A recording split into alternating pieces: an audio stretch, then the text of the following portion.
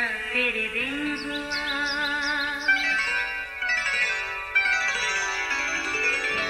नया फिर दिन हुआ, पुरानी रात का करे सो शुक्र हम खुदा की जात का, खुदा की जात का नया फिर दिन हुआ।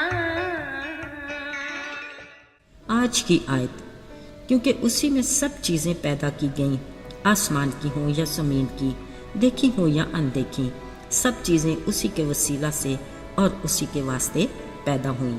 कुलसियों पहला बाब 16वीं आयत। अजीज़ों, एक मरतबा एक आदमी पहाड़ों में राह से भटक गया। काफ़ी देर तन्हा वो इधर उधर घूमता रहा। वो अजीब उलझन का शिकार था। ना तो कोई उसको रास्ता दिखाई दे रहा था और ना कोई ऐसा आदमी जो उसे गाइड कर सके।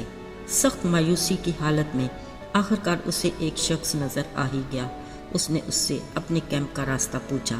उस अजनबी की किस्मत अच्छी कि वो मुकामी शख्स उसके कैंप का रास्ता जानता था। उसने बताया कि वो यहाँ से तो अपनी मतलूबा जगह तक नहीं पहुँच सकता।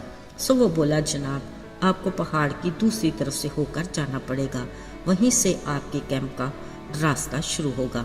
अजीज़ों, इसी तरह अगर हम अपनी ज़ात को मरकज़ बनाकर शुरू करेंगे तो हम अपनी ज़िंदगी के मकसद तक नहीं पहुंच सकते। हमें हर हाल में अपने खालिक खुदा से ही शुरू करना है। अगर हम इस दुनिया में हैं तो फ़कत उसकी बदौलत हैं।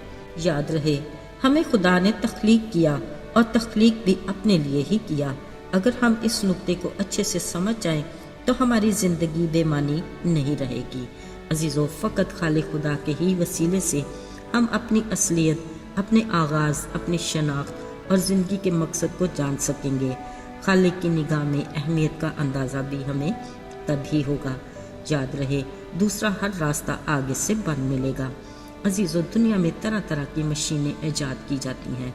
अगर हमारे हाथ में कोई ऐसी मशीन दे दी जाए जिसको तो ना हमने पहले देखा हो और ना उसके इस्तेमाल की मालूमात का अंदाज़ा हो, ज़ाहिरी बात है वो मशीन खुद तो नहीं बता सकती कि उसकी ईजाद होने का मकसद क्या है।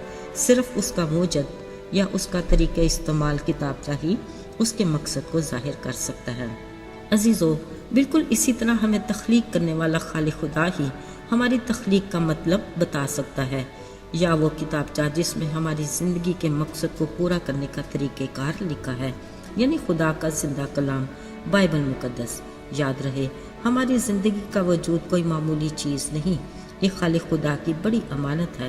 खुदा का कलाम वाज़े अल्फाज में कहता है कि यीशु मसीह में सब चीज़ें पैदा की गईं, आसमान की हों या ज़मीन की, देखी हो या अनदेखी, सब चीज़ें उसी के वसीला से और उसी के वास्ते पैदा हुई।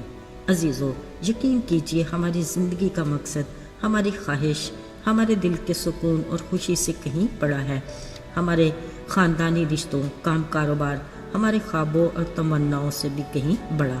ज़िंदगी के मकसद के बड़े भेद को जानने के लिए हमें खालिक खुदा से ही शुरू करना है और खालिक खुदा पर ही इख्तिताम करना है, बिल्कुल उस दायरे की मानद जो एक नुक्ते से शुरू होगा और उसका इख्तिताम भी उसी नुक्ते पर होगा।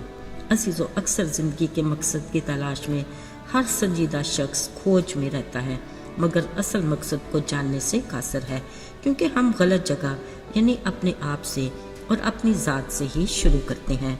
मसलन, मुझे अपनी ज़िंदगी में क्या बनना है, मेरा नस्बुल्लैन, मेरी मंजिल क्या होनी चाहिए, मेरा मुस्तकबिल क्या होगा, मेरी आरज़ुएं और मेरे ख्वाब क्या हैं। चलिए आज ज़रा इस बारे में सोचते हैं। अगर हमारी ज़िंदगी के मकसद का हसूल हमारी अपनी ज़ात तक ही महदूद है तो जान लें कि हम गलत रास्ते पर महवे सफ़र हैं, जिसकी मंजिल दुरुस्त नहीं। कलाम मुकद्दस में लिखा है, ऐसी राहें भी हैं जो हमें सीधी मालूम होती हैं, मगर उनकी इंतहा में हलाकत की राहें हैं। अजीज़ों, हमें खुदा के कलाम को अपने दिल की तख्ती पर लिख लेना चाहिए कि हम उसके वसीला से और उसी के वास्ते पैदा हुए।